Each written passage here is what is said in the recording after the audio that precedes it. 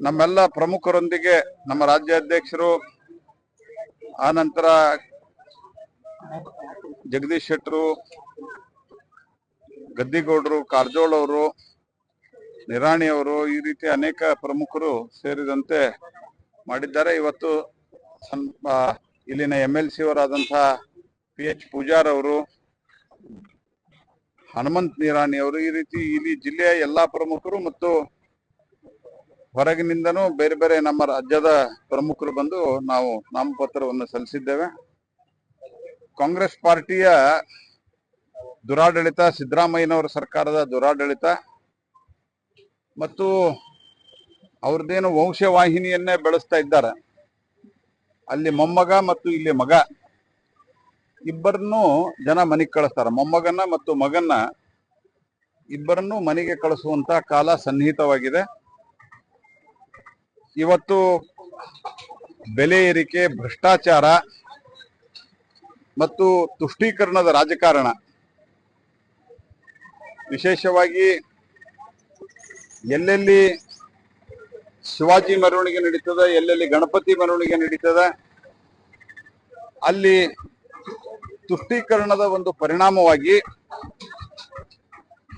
ಆ ತುಷ್ಟೀಕರಣದ ನೀತಿಯಿಂದಾಗಿ, ಕಾಂಗ್ರೆಸ್ ಪಾರ್ಟಿಯ ತುಷ್ಟೀಕರಣದ ನೀತಿಯಿಂದಾಗಿ ಮತಾಂಧ ಶಕ್ತಿಗಳು ತಲೆ ಎತ್ತಿ ಇದ್ದ ಸಾಮರಸ್ಯವನ್ನ ಹಾಳು ಮಾಡುವಂತಹ ಕೆಲಸವನ್ನು ಮಾಡ್ತಾ ಇದ್ದಾರೆ. ಸರ್ ನಮ್ ಜೋಡಿನೇ ಇದ್ದಾರೆ ಮತ್ತು ಅವರು ನಾಮಿನೇಷನ್ಗೆ ನಮ್ಮ ಜೊತೆಗೆ ಬಂದಿದ್ರು. ನಾವೆಲ್ಲರನ್ನೂ ಕೂಡಿಸಿ ಮಾತುಕತೆ ಮಾಡಿ ಯಾವುದೇ ಸಣ್ಣ ಬಹಳ ದೊಡ್ಡದಂತಹ ಸಂಗತಿ ಇದರ ಜೊತೆಗೆ ಇವತ್ತು ಈ ಸಂದರ್ಭದಲ್ಲಿ ನಾನು ಇನ್ನೊಂದು ಸಂಗತಿಯನ್ನ ಹೇಳಲಿಕ್ಕೆ ಬಯಸ್ತೇನೆ. ಜಗತ್ತಿನಾದ್ಯಂತ ಇವತ್ತು ಎಲ್ಲ ಕಡೆ ಯುದ್ಧದ ಕಾರ್ಮೋಡ ಇರುವಂತಹ ಸಂದರ್ಭದಲ್ಲಿ ಒಂದ್ ಕಡೆ ಇಸ್ರಾಯೇಲ್, ಅಮೆರಿಕ, ಇರಾನ್ ಮೇಲೆ, ಇರಾನ್ ಇತರ ಮಧ್ಯಪ್ರಾಚ್ಯ ದೇಶಗಳ ಮೇಲೆ, ಆ ಕಡೆ Afghanistan, Pakistan, Russia, Ukraine, Taiwan, China ಮಧ್ಯೆ ಬಿಗುವಿನ ವಾತಾವರಣ, ಈ ಎಲ್ಲದರ ಮಧ್ಯದಲ್ಲಿ ಅತ್ಯಂತ ಶಾಂತಿಯುತವಾಗಿ, ಅಷ್ಟೇ ರೀತಿಯಾಗಿ ಅತ್ಯಂತ ವೇಗವಾಗಿ ಬೆಳೆಯುತ್ತಿರೋ ಆರ್ಥಿಕತೆಯಾಗಿ ಇವತ್ತು ಭಾರತ ಸನ್ಮಾನ್ಯ ಪ್ರಧಾನಮಂತ್ರಿಗಳ ನೇತೃತ್ವದಲ್ಲಿ ಮುಂದುವರಿತಾ ಇದೆ. ಈ ಎಲ್ಲ ಸಂದರ್ಭದಲ್ಲಿ ನಾನು ಒಂದು ಹೇಳಲಿಕ್ಕೆ ಬಯಸೋದು, ಕೆಲವರು ವಿಶೇಷವಾಗಿ ಈ ಬೈ ಎಲೆಕ್ಷನ್ ಸಂದರ್ಭದಲ್ಲಿಯೂ ಸಹಿತ ಮತ್ತು ಪಂಚರಾಜ್ಯಗಳ ಚುನಾವಣೆ ಸಂದರ್ಭದಲ್ಲಿಯೂ ಗಮನದಲ್ಲಿಟ್ಟುಕೊಂಡು ಸುಳ್ಳು ಸುದ್ದಿಗಳನ್ನ ಹರಡಿಸುವಂತ ಕೆಲಸವನ್ನ ಮಾಡ್ತಾ ಇದ್ದಾರೆ. 3 ವಾರ ಆಯ್ತು ಇವತ್ತು ಯುದ್ಧ ಶುರುವಾಗಿ, 3 ವಾರಕ್ಕಿಂತ ಜಾಸ್ತಿ ಆಯ್ತು. ನಮ್ಮ ದೇಶದಲ್ಲಿ ಎಲ್ಲಿಯೂ ಕೂಡ ಪೆಟ್ರೋಲು, ಡೀಸೆಲ್ಗೆ ಕೊರತೆ ಆಗಲಾರದಂತೆ ನಾವು ಅತ್ಯಂತ ಸೂಕ್ತವಾದಂತಹ ಕ್ರಮವನ್ನ ಪ್ರಧಾನಮಂತ್ರಿಗಳು ಕೈಗೊಂಡಿದ್ದಾರೆ. Natural gas, piped natural gas, LNG ಯಾವುದೇ ಸಮಸ್ಯೆ ಇಲ್ಲ. LPG ಸೋರ್ಸ್ ಕಮ್ಮಿ ಇರೋದ್ರಿಂದ ಇಡೀ, ನಾನು ಸಮಸ್ಯೆನೇ ಇಲ್ಲ ಅಂತ ಹೇಳ್ತಾ ಇಲ್ಲ, ಆದರೆ ಸಮಸ್ಯೆಯ ಮಧ್ಯದಲ್ಲಿ ಸನ್ಮಾನ್ಯ ನರೇಂದ್ರ ಮೋದಿ ಅವರು ಅದನ್ನು ಕೂಡ ಬಹಳ ಅತ್ಯುತ್ತಮವಾಗಿ ನಾವು ಮ್ಯಾನೇಜ್ ಮಾಡಿದ್ದೇವೆ. ಕೇವಲ ಕೆಲವು ದೇಶಗಳ ಏನೋ LPG ಮತ್ತು ತೈಲ ತುಂಬಿದ ಹಡಗುಗಳು ಬರ್ತಾ ಇದ್ದಾವೆ, ಶಿಪ್ಮೆಂಟ್ಗಳು, ಅದು ಕೇವಲ ಭಾರತದಲ್ಲಿ ಮಾತ್ರ ಬರ್ತಾ ಇದೆ.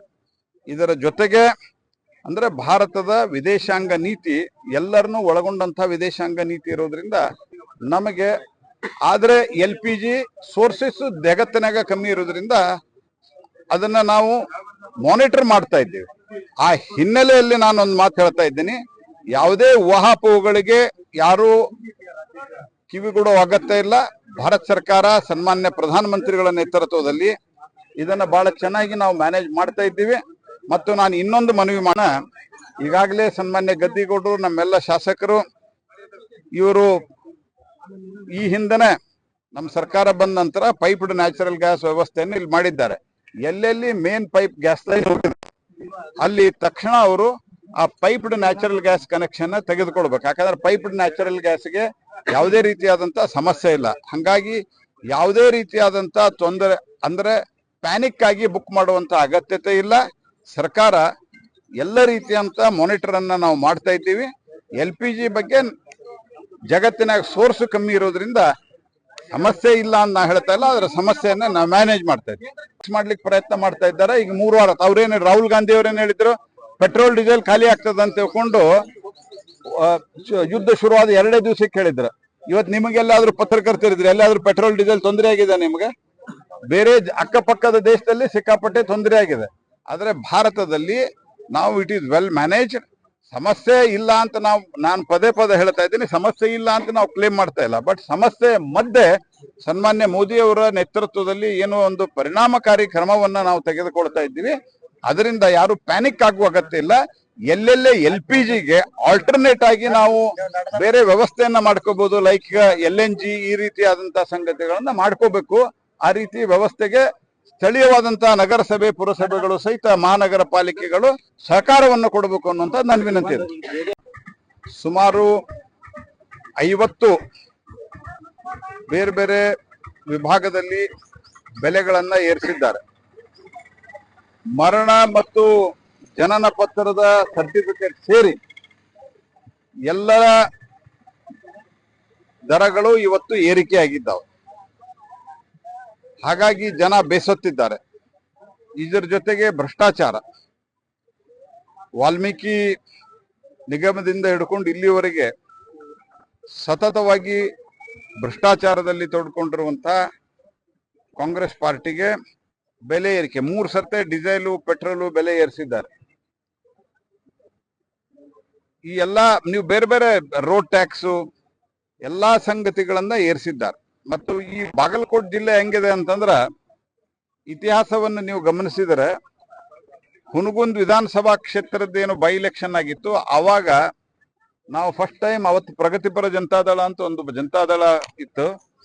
ಆ ಜನತಾದಳ ಕಾಂಗ್ರೆಸ್ ಮಧ್ಯೆ ಫೈಟ್ ಅಂತ ಹೇಳ್ತಾ ಇದ್ದಂತಹ ಸಂದರ್ಭದಲ್ಲಿ ನಾವು ಕ್ಲೋಸ್ ಸೆಕೆಂಡ್ ಬಂದಾಗಿನಿಂದ ಇಡೀ ಈ ಭಾಗದಲ್ಲಿ ಒಂದು ಬಹಳ ದೊಡ್ಡ ಸ್ಪೀಡ್, ವೇಗ ಭಾರತೀಯ ಜನತಾ ಪಾರ್ಟಿಗೆ ಸಿಕ್ಕಿದೆ. ಈ ಚುನಾವಣೆಯಿಂದ ಸಹಿತ ಇದೊಂದು ದೊಡ್ಡ ತಿರುವನ್ನ ನಮ್ಮ ರಾಜ್ಯದ ರಾಜಕಾರಣಕ್ಕೆ ಕೊಡಲಿದೆ.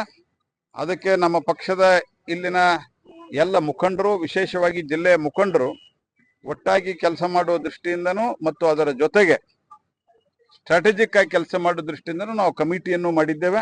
ಸನ್ಮಾನ್ಯ ರಾಜ್ಯ ಅಧ್ಯಕ್ಷರ ಒಂದು ಉಪಸ್ಥಿತಿಯಲ್ಲಿ ಮತ್ತು ಎಲ್ಲ ಪ್ರಮುಖರು ಇಲ್ಲಿ ಸಮಯವನ್ನು ಕೊಟ್ಟು ಕೆಲಸವನ್ನ ಮಾಡ್ತಾರೆ. ಹೆಚ್ಚಿನ ವಿಡಿಯೋಗಳಿಗೆ ಪ್ರತಿಧ್ವನಿ ಯೂಟ್ಯೂಬ್ ಚಾನೆಲ್ ಸಬ್ಸ್ಕ್ರೈಬ್ ಮಾಡಿ, ಬೆಲ್ ಐಕಾನ್ ಕ್ಲಿಕ್ ಮಾಡಿ.